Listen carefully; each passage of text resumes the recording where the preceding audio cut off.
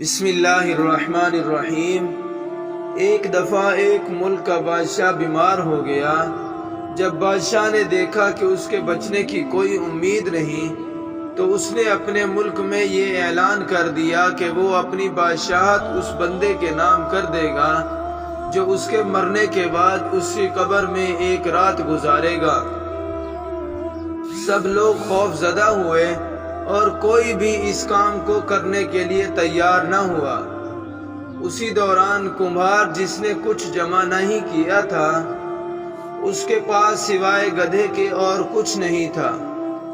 اس نے سوچا اگر میں یہ کام کر لیتا ہوں تو مجھے بادشاہی مل جائے گی۔ اس نے سوچا کہ حساب کتاب میں کیا دینا پڑے گا، میرے پاس سوائے گدھے کی اور کچھ نہیں ہے۔ اس نے اعلان کر دیا کہ میں بادشاہ کی قبر میں ایک رات گزاروں گا۔ بادشاہ کے مرنے کے بعد لوگوں نے بادشاہ کی قبر تیار کی اور وعدے کے مطابق کمہار خوشی خوشی اس میں جا کر لیٹ گیا۔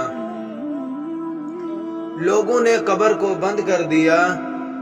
کچھ وقت گزرنے کے بعد اس کے پاس فرشتے آئے اور اسے کہا اٹھو، اپنا حساب دو۔ اس نے کہا بھائی حساب کتاب کس چیز کا، میرے پاس تو ساری زندگی تھا ہی ایک گدھا۔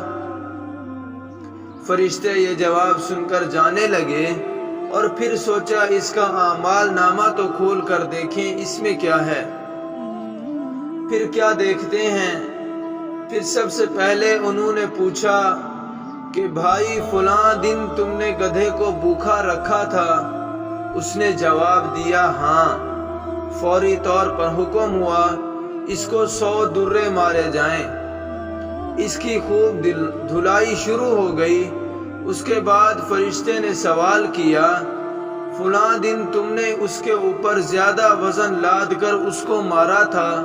اس نے کہا ہاں۔ پھر حکم ہوا اس کو 200 درے مارے جائیں۔ اس کی پٹائی شروع ہو گئی۔ غرض یہ کہ مار کھاتے کھاتے صبح ہو گئی۔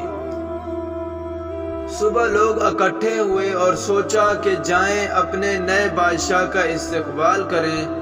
انہوں نے قبر کھولی تو کمہار نے قبر کھلتے ہی دوڑ لگا دی۔ لوگوں نے پوچھا بادشاہ سلامت کدھر جا رہے ہو؟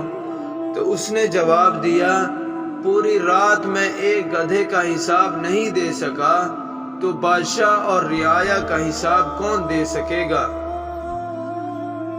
کبھی سوچا ہے کہ ہم نے بھی حساب دینا ہے اور کس کس چیز کا حساب دینا ہے جو شاید ہمیں یاد بھی نہیں ہے۔